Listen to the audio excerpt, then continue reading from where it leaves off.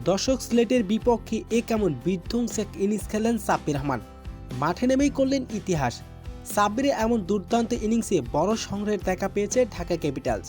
2 ম্যাচে মাঠে নেমেই করেছেন বিশ্ব রেকর্ড। সাব্বির রহমানের 4 ছক্কা দেখে অবাক সাকিব। দর্শক, বিস্তারিত থাকছে ভিডিওর প্রতিবেদনে। দর্শক, আজ সিলেটের বিপক্ষে খেলতে নেমেছে ঢাকা ক্যাপিটালস। শুরুতে আজ টস জিতে ব্যাটিং করার সিদ্ধান্ত নিয়েছে ঢাকা ক্যাপিটালসের অধিনায়ক দিশাল পেরেরা। শুরুতে ব্যাটিং করতে নেমেই ব্যর্থ হন তানজিদ হাসান তামিম।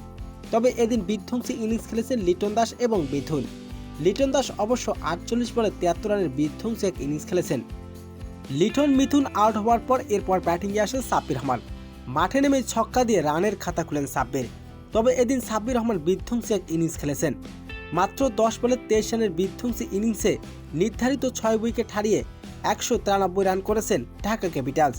তো দর্শক, আজকে সাব্বির রহমানের দুর্দান্ত ব্যাটিংটা আপনাকে কেমন লেগেছে? তো দর্শক, জানিয়ে দিন আপনার মূল্যবান মতামতটি।